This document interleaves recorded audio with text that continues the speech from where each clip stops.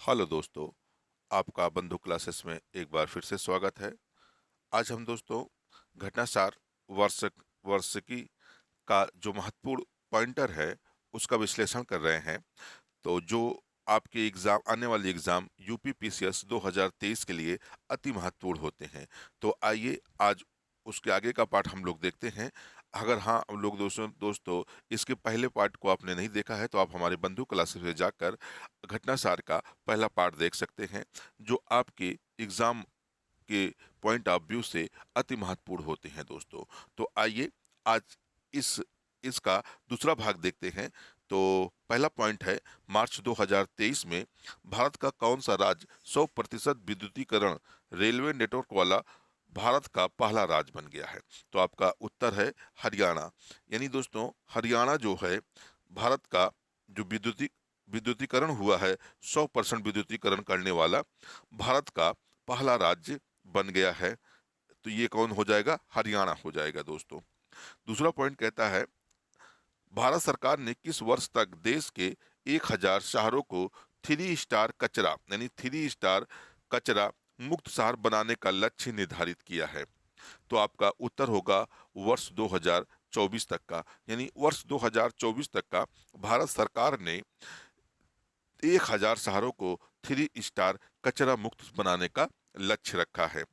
अगला पॉइंट है, हाल ही में दुनिया में पहली बार किस भारतीय राज्य में घातक प्लांट फंगस से संक्रमित व्यक्ति मिला है? तो आपका सही उत्तर हो जाएगा कोलकाता।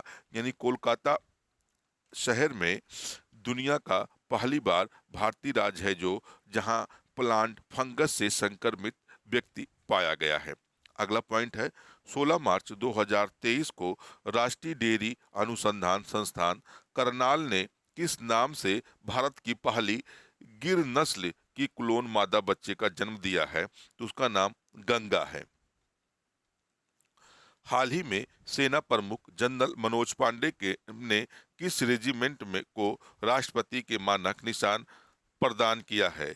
4 बख्तर बंद रेजिमेंट को।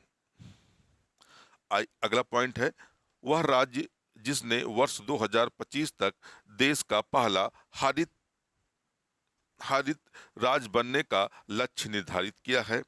तो आपका उत्तर होगा हिमाचल प्रदेश। यानी हिमाचल प्रदेश राज्य जो है वर्ष 2025 तक का हरित राज्य बनने का लक्ष्य निर्धारित किया है दोस्तों। आइए कुछ और पॉइंट देखते हैं।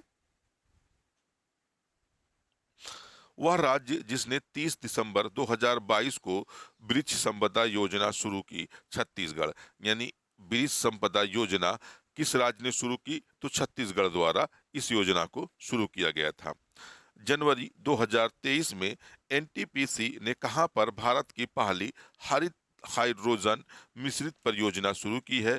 तो कवास, सूरत में यानी गुजरात में इस योजना को शुरू किया गया है दोस्तों। यह पॉइंट दोस्तों किसी न किसी एग्जाम में पूछा गया है, तो यह आपके लिए अति महत्वपूर्ण पॉइंट होगा दोस्तों। इसे आप जरूर नोट करिएगा।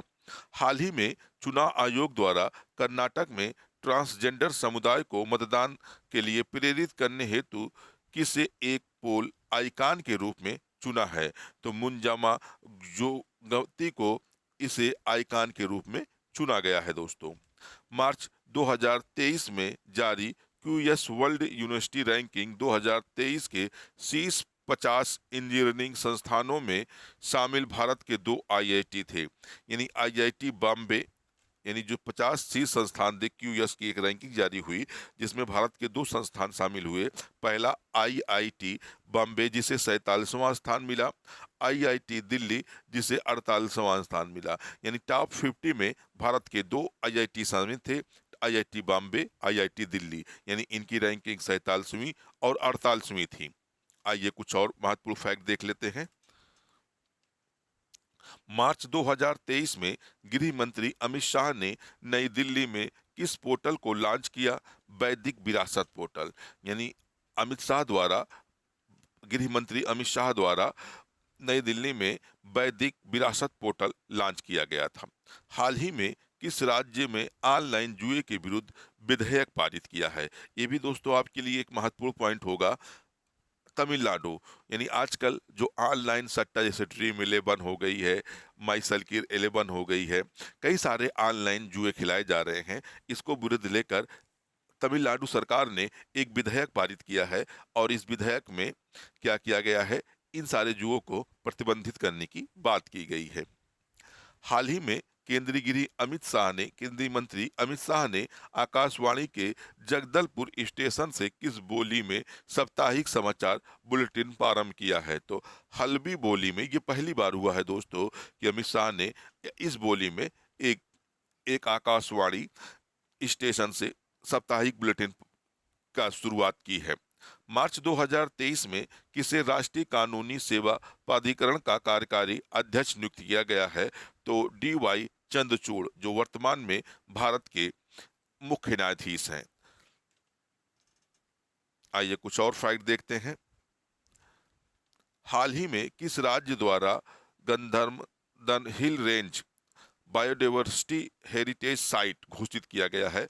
तो ओडिशा राज्य ने ऐसा किया है। तो आपके लिए महत्वपूर्ण होगा गंध गं- गंधमर्दन हिल्स रेंज, यानी गंधमर्दन हिल्स रेंज आपके लिए महत्वपूर्ण होगा। इस रेंज को ये कहाँ स्थित है? तो ओडिशा में है, क्योंकि ओडिशा सरकार ने हाल ही में इसे बायोडाइवर्सिटी हेरिटेज साइट घोषित किया है। 21 मार्च 2023 को कोलकाता में गार्डन रिच शिप बिल्डर्स द्वारा किस नाम के दूसरे एंटी सबमरीन वारफेयर क्राफ्ट को लॉन्च किया गया है? तो आईएनएस एंथ्रोड एनडोथ को इसमें लॉन्च किया गया है दोस्तों। कौन सी बॉलीवुड हस्ती क्रिकेट विराट कोहली को पिछाड़कर 2022 की भारत की सबसे मूल्यवान हस्ती बन गई है? तो वह है रणबीर सिंह। मार्च 2023 में आरबीआई के गवर्नर ने कहां पर केंद्रीय बैंक डेटा सेंटर कंप्यूटिंग तथा सुरक्षा प्रशिक्षण के लिए एक संस्थान की आधारशिला रखी है? तो वह है भुवनेश्वर में। आइए कुछ और फैक्ट देखते हैं। मार्च 2023 में प्रधानमंत्री मोदी ने देश भर में भूमिगत सार्वजनिक बुनियादी ढांचे की सुरक्षा के लिए किस नाम के ऐप को लॉन्च किया है? तो कॉल बिफोर यू डिग, यानी कॉल बिफोर यू डिग को लॉन्च किया है। मार्च 2023 में आईएनएस सुजाता ने किस देश के पोर्ट का दौरा किया? तो मोजाम्बिक के पोर्ट मपूटो का इसने दौरा किया था दोस्तों। भारतीय अंतरिक्ष अनुसंधान संगठन इसरो ने 26 मार्च 2023 को अपने किस सबसे बड़े रॉकेट से वन वेव समूह के 36 उपग्रहों को उनकी कक्षा में सफलतापूर्वक स्थापित किया था? ये भी क्वेश्चन आपके लिए महत्वपूर्ण होगा दोस्तों। तो LBM-3 के द्वारा ऐसा इसरो द्वारा किया गया था। ये भी क्वेश्चन यही पूछ सकता है कि कितने ग्रहों को, तो उसमें 36 ग्रह हो जाएंगे दोस्तों। और कभी कभी ये भी डेट पूछ लेता है, तो 26 मार्च 2023 को ऐसा इसरो ने किया था। आइए कुछ और फैक्ट देखते हैं।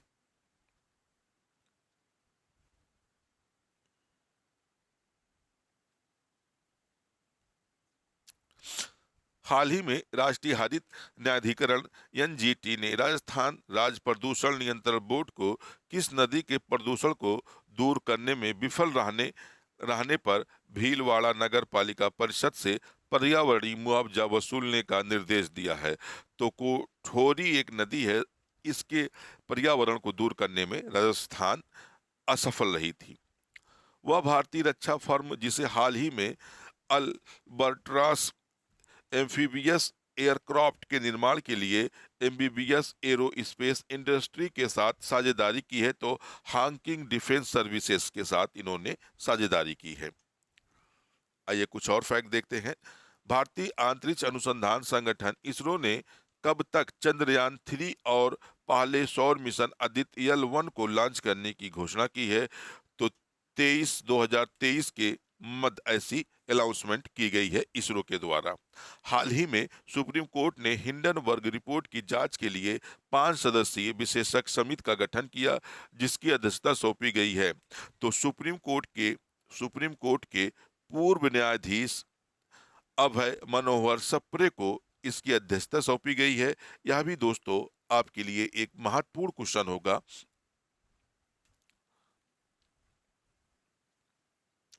महत्वपूर्ण क्वेश्चन होगा दोस्तों, क्योंकि दोस्तों ये काफी चर्चा में रहा था हिंडनबर्ग रिपोर्ट के कारण। अडानी समूह के बहुत बड़ी मतलब शेयरों में बहुत बड़ी गिरावट देखी गई थी। अगला पॉइंट देखते हैं। भारत की पहली बिहेवियरल लैब की स्थापना की जाएगी जयपुर राजस्थान में। कांग्रेस के वह वरिष्ठ नेता जिनकी लोकसभा सदस्यता 24 मार्च 2023 को समाप्त कर दी गई, तो राहुल गांधी की सदस्यता 24 मार्च को मतलब गुजरात के एक जिला कोर्ट के न्यायालय के की वजह से इनकी सदस्यता समाप्त कर दी गई।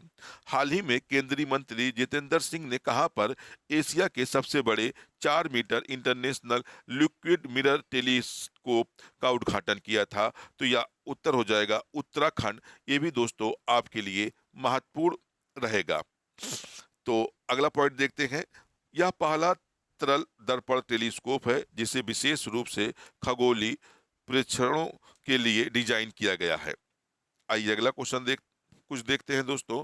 वह राज्य जिसे मार्च 2023 में थनथाई पेरियल वन्यजीव अभ्यारण्य को राज्य के 48वें वन्यजीव अभ्यारण्य के रूप में अधिसूचित किया है, तो वह राष्ट्र है तमिलनाडु है दोस्तों।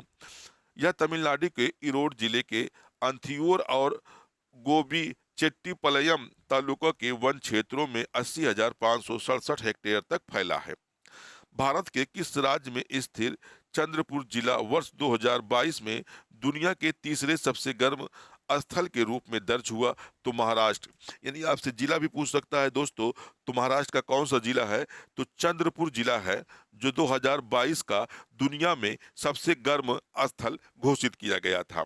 हाल ही में किसे आकाशवाणी के समाचार सेवा प्रभाग का महानिदेशक नियुक्त किया गया है, तो वसुधा गुप्ता को इनका महानिदेशक नियुक्त किया गया है।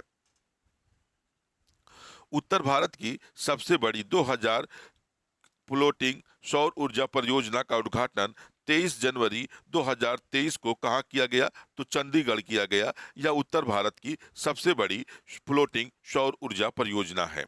18 जनवरी 2023 को केंद्र सरकार और राजस्थान सरकार के बीच हुए समझौते के तहत कहां पर राजस्थान में पहले कंपोजिट रीजनल सेंटर की स्थापना की जाएगी, तो जामडोली जयपुर में।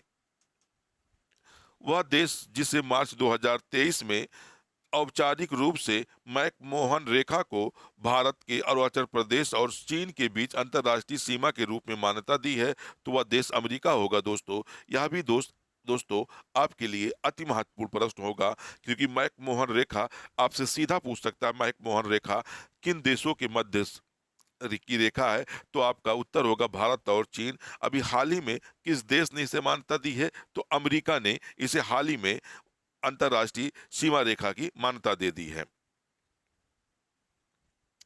जनवरी 2023 में केंद्रीय विज्ञान और प्रौद्योगिकी मंत्री जितेंद्र सिंह ने किस राज्य में national genome editing and trading centre का उद्घाटन किया है, तो वह राज्य है पंजाब में ऐसा किया है।